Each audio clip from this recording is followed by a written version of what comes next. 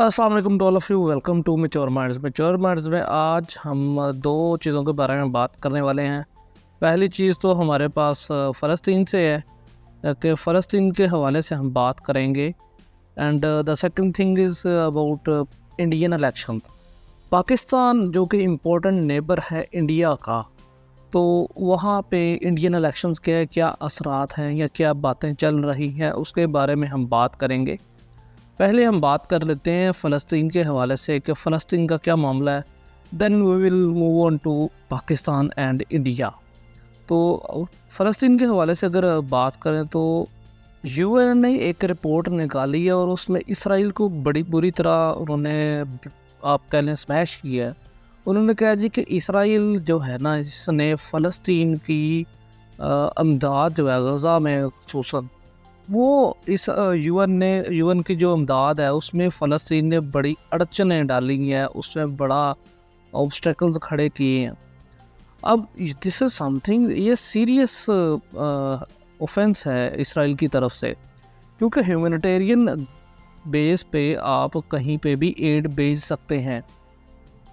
आज के दिन यानी कि 2 मई को 206 दिन के बाद इसराइल ने अरेज क्रॉसिंग जो है, अरेज क्रॉसिंग उसको खोला है बेसिकली एड के लिए। इससे पहले जितनी भी एड जाती थी ना, वो जाती थी रफ़ा क्रॉसिंग से।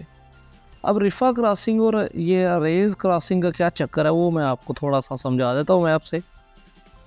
ये हमारे पास फ़लस्तीन का मैप है, ये फ़लस्तीन का मैप है हमारे पास। अब ये जो है ना, ये छोटी सी जो पट्टी है, ये बेसिकली सिर्फ गज़ा है। अब इसके तो 3 तरफ, इस तरफ और यहाँ पे फ़लस्तीन है, और एक तरफ समुंदर है, ये मेडिटेरेनियन सी है। और यहाँ पे भी फ़लस्तीन ने इसराइल ने अपने जो जहाज़ है ना, जंगी जहाज़, वो खड़े किए हुए हैं। जबकि इस तरफ है रफ़ा क्रॉसिंग, और यहाँ से इजिप्ट के रास्ते पहले मदद जाती थी। और इसराइल ने पहले वादा कर रखा था गज़ा से कि गज़ा को, वो जो गज़ा के आम शहरी है उनके लिए इमदाद आने देगा।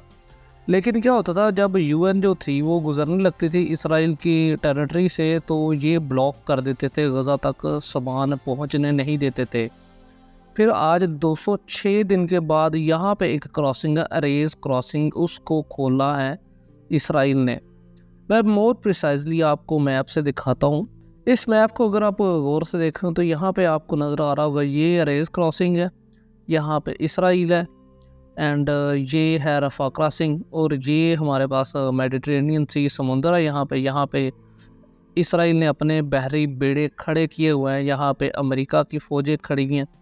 और ये वो छोटा सा एरिया है, तकरीबन कोई 400 स्क्वायर माइल का, 325 स्क्वायर माइल्स का तकरीबन इसका एरिया बनता है।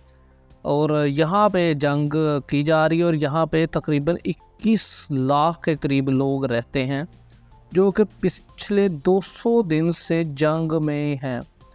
अब ये इसराइल जो है, ये बार बार दावा तो ये कर रहा है कि इन्होंने हमास को ख़त्म कर दिया, ये कर दिया, वो कर दिया, लेकिन इन एक्चुअल क्या हो रहा है ऑन ग्राउंड पे सिचुएशन बड़ी मुख्तलिफ है। उसकी वजह ये है कि जो इसराइल है ना, इसने ये जो 2 हिस्से मैंने किए हैं, ये जो हिस्सा है ना, इसको खाली करवा के तमाम के तमाम जो सिविलियन है उसको इस हिस्से में धकेल दिया, जो रफ़ा वाला इलाका है।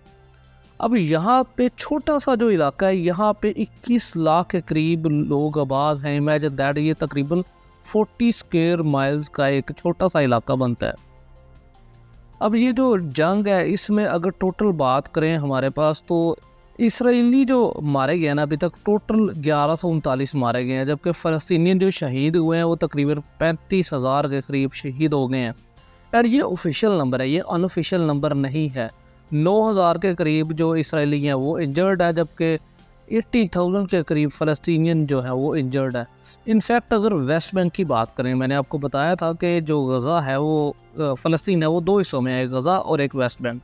वेस्ट बैंक जो है वो ऑक्यूपाइड है, अंडर इसराइली कंट्रोल है। वहाँ पे भी तकरीबन 500 फ़लस्तीनियन को मारा गया है, इंक्लूडिंग 124 चिल्ड्रन, और 5,000 के करीब जो है वहाँ पे भी ज़ख्मी हैं लोग।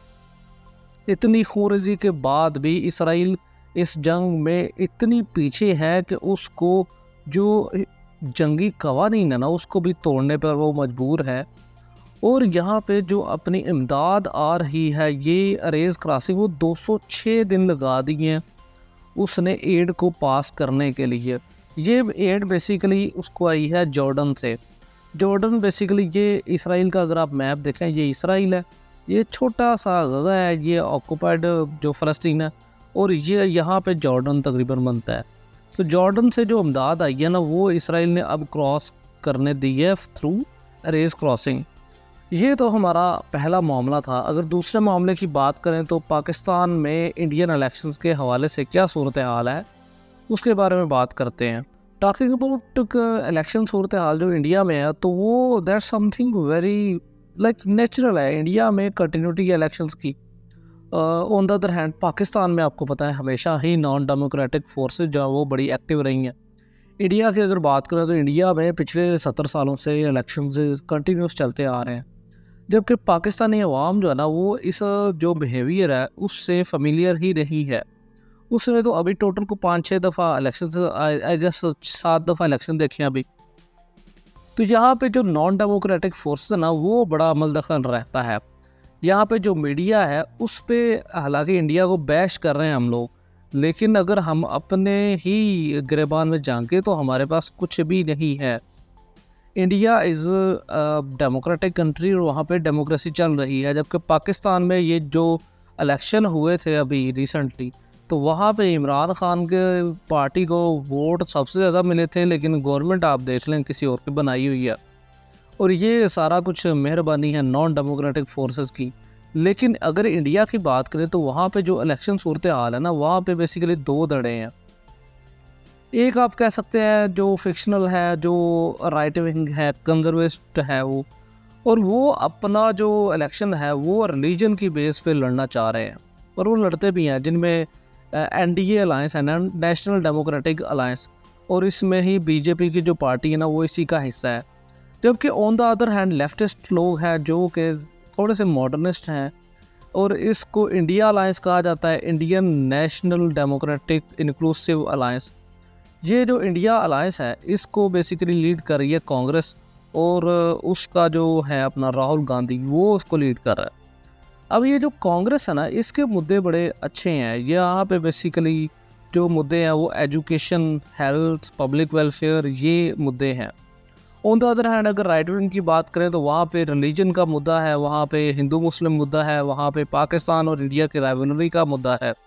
जबकि ऑन द अदर हैंड अगर पाकिस्तान की हम बात करें तो पाकिस्तान में इस तरह के मुद्दों पर दोनों किस्म के खुशकिस्मती और बदकिस्मती दोनों ही हैं कि पाकिस्तान में ना तो रिलीजन के बेसिस पे इलेक्शन होते हैं, तो यहाँ पे किसी एथनिसिटी को कोई इतना ज़्यादा नहीं इलेक्शन में हाईलाइट किया जाता, क्योंकि सारे तो मुसलमान हैं। शिया सुन्नी का एक फैक्टर होता है, लेकिन उसमें भी इलेक्शन में वहाँ पर नहीं होता। कास्टिज़म इलेक्शन में ज़रूर हमें नज़र आती है, जबकि यहाँ पे जो इलेक्शन होते हैं वहाँ पे एजुकेशन का भी कोई नाम नहीं होता, पब्लिक वेलफेयर का भी कोई नाम नहीं होता। तो यहाँ पे किस बेसिस पे इलेक्शन लड़े जाते हैं? यहाँ पे power for the sake of power, या आप ये भी कह सकते हैं politics for the sake of power. यहाँ पे हर बंदा पावर के लिए पॉलिटिक्स कर रहा होता है। PMLN है तो वो दूसरों को चोर कह रही होगी, और यहाँ पे करप्शन के बेसिस पे होता है। PPP की अगर बात करें तो वो अलहदा एजेंडा लेकर चलते हैं। इमरान खान साहब ने वैसे ही एक डिफरेंट एजेंडा पकड़ लिया था इस दफ़ा, एंटी आर्मी और एंटी इंस्टीट्यूशंस, तो ये वो सारी चीज़ें थी। फिर यहाँ पे जो पब्लिक है ना वो भी बड़ी एक्टिव है। इन इंडिया जो पब्लिक है ना वो इलेक्शन में बड़ा हिस्सा लेती है बढ़ चढ़ के। वैसे तो अगर आबादी वाइज बात करें तो तकरीबन 90 करोड़ के करीब 900 मिलियन लोग हैं जिन्होंने इलेक्शन में पार्ट लेना है, लेकिन इसका अगर वोटर टर्नआउट 56% 57% होता है तकरीबन इंडिया में, तो that is a humongous voter, तकरीबन 500 मिलियन बच जाता है ये भी। ऑन द अदर हैंड अगर पाकिस्तान की बात करें तो यहाँ पे पहली चीज़ तो वोट का जो लेजिटिमेसी है वही कन्फर्मेशन नहीं होती। सेकेंड थिंग इज़ यहाँ पे जो वोटर टर्नआउट था इस दफ़ा 48% था, दैट वाज लो कंपैरेटिवली, तो दैट वाज आल्सो प्रॉब्लमेटिक। यहाँ पे प्रोपेगेंडा जो है पाकिस्तान में वो एक डिफरेंट लेवल पे डिफरेंट एक यानी कि नॉन डेमोक्रेटिक फोर्सेस करती हैं, जबकि इंडिया में जो प्रोपेगेंडा वो पॉलिटिकल फोर्सेस करती हैं। तो यहाँ पे पॉलिटिक्स जो है ना वो इन्वॉल्व है इन इंडिया। तो इस वजह से वहाँ की जो आवाम है ना, they at least have the right to choose their representatives based on whatever the policy they want to implement, whether it is right wing conservative and religious policy, जबकि enlightened और modernist policy through liberalist। लेकिन पाकिस्तान में इस तरह की कोई सूरत हाल नहीं है। पाकिस्तान में आप ये कह सकते हैं कि जो ज़्यादा पावर वाला है ना वो गवर्नमेंट में आता है। यहाँ पे नॉन डेमोक्रेटिक फोर्सेस ही बेसिकली बनाती हैं गवर्नमेंट्स और यहाँ पे बिगाड़ती हैं। यहाँ पे इंटरनेशनल एस्टैब्लिशमेंट का भी बड़ा हाथ रहता है। इंडिया की अगर बात करें तो इंडिया के इलेक्शन में भी इस्टेब्लिशमेंट का हाथ रहता है, लेकिन इंडिया जियोग्राफिकली उतना इम्पोर्टेंट नहीं है जितना पाकिस्तान है। उसकी सेवरल रीज़न्स है। एक तो रीज़न है कि पाकिस्तान का जो लोकेशन है ना वो चाइना से साथ है, और चाइना फिर पाकिस्तान का फ्रेंड भी है। तो चाइना फिर हमेशा प्रो चाइना गवर्नमेंट को ही सपोर्ट करता है। एंड अनदर थिंग इज़ कि यूएसए भी यहाँ पे बड़ा इंटरेस्टेड होता है। उसकी रीज़न ये है कि यहाँ पे जो अफ़गानिस्तान का जो रीजन है, सेंट्रल एशिया का जो रीजन है, that is full of, that is plenty of energy resources यहाँ पे हैं जो रिन्यूएबल एनर्जी रिसोर्सेज हैं। तो इन सब के लिए अमेरिका जो है वो भी इंटरेस्टेड रहता है पाकिस्तान में। फिर पाकिस्तान में शिया सुन्नी का जो है एलिमेंट वो इंटरनेशनल लेवल पे आकर ज़रूर हाईलाइट हो जाता है कि ईरान और सऊदी अरब अपनी प्रॉक्सीज पाकिस्तान में चलाते हैं और शिया सुन्नी का जो मसला है उसको हाईलाइट करते हैं। अदरवाइज़ अगर नेटिव लेवल पे देखा जाए तो इलेक्टोरल प्रोसेस में इस तरह का कोई मसला नहीं होता। फिर एक और जो चीज़ डिफरेंस मुझे नज़र आती है वो अगर आप पाकिस्तान मीडिया को अगर आप देखेंगे ना तो वो कभी भी एंटी इंडिया कैंपेन इलेक्शन में कम से कम नहीं चलाते वो।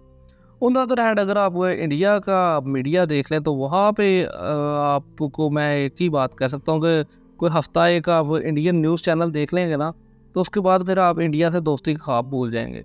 तो दिस इज समथिंग, ये सिनेरियो है दोनों पाकिस्तान और इंडिया में कि इंडिया में मोर और लेस पाकिस्तान बेस्ड पॉलिटिक्स बड़ी ज़्यादा होती है। यहाँ पे कांग्रेस हो गई या बीजेपी हो गई, उनके एजेंडा में एंटी पाकिस्तान सेंटिमेंट्स रहते हैं, जबकि पाकिस्तान में इस तरह का कोई हमें नज़र नहीं आता सिवाय इस चीज़ के वो कश्मीर को थोड़ा सा हाईलाइट कर देते हैं। अदरवाइज एज अ होल हम इंडिया को क्रिटिसाइज नहीं करते। This is a good thing in Pakistan. I hope कि पाकिस्तान का फ्यूचर अच्छा होगा। Thank you very much for listening and thank you.